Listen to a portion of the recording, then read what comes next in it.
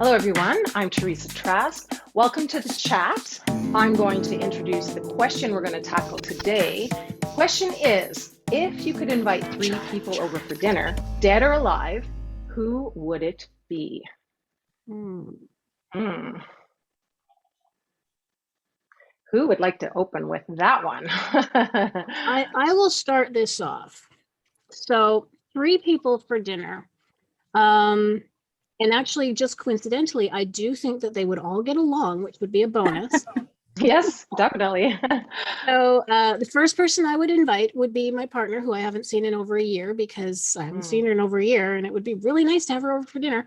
Yeah. Second person would be my biological mother, who passed away about 9 years ago. And she never got to meet my partner, so I would definitely like them to meet. And the third person would be her partner, who I haven't seen in about 7 years, and would really like to just bring that all together. That would be just the most amazing meeting that I wish could happen. Yeah, that would be amazing. Yeah. Love that. This is kind of one of those questions where I don't want to leave anybody out. There's so many people to choose from. But I think that, it's not the first time I've answered a question like this before. And I think that the first person I would pick would be my mom. She passed away when I was 13. So it would be really nice to just sort of catch up and, maybe repair some of our relationship that was hurt because I was a teenager. And then I think I would choose my brother, who also passed away, because he's been gone now 7 years. Oh my gosh, it's been 7 years. And Wow. I hadn't seen him since I was 21, and I'm 43 now. So that would be pretty amazing. And last but not least, and I guess I'm being really morbid tonight, but the last person I would choose would be my ex-boyfriend, Jerry, who passed away 6 years ago, because he was my rock, my person, my everything. And I just missed the heck out of him. So that's who I would pick. And they would all get along well, too, coincidentally. Sounds like pretty good dinners so far. It's so good to think in family. And also, I will choose to invite my dad. He also passed away. He will be my first guest.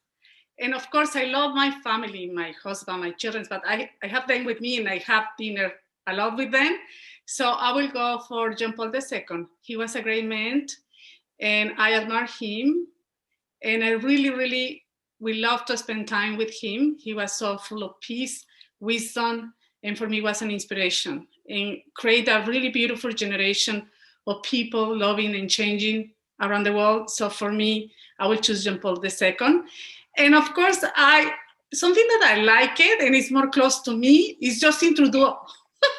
I would love to have my guest.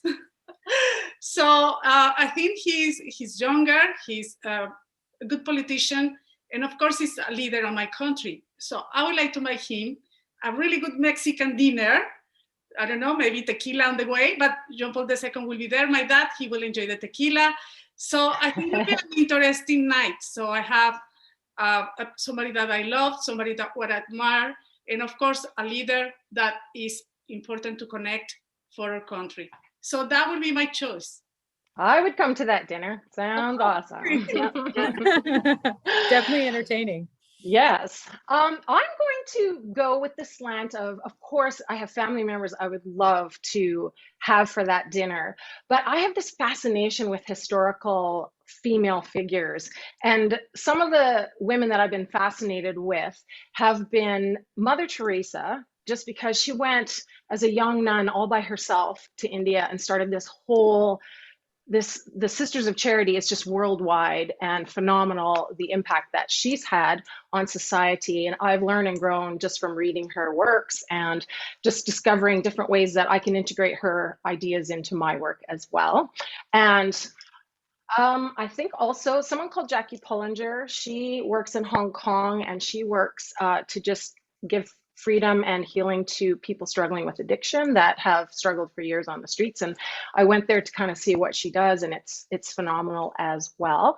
And just going back even further than that, Queen Elizabeth the First. I mean, that warrior woman who did everything on her own, where women in that role were just meant to marry someone and then, you know, become part of that couple. And she just said, no, I'll do this on my own. And she didn't do everything perfect, as we know, but I do find it fascinating that she took on that role and just was like the longest reigning queen ever. So yeah, that would be my three.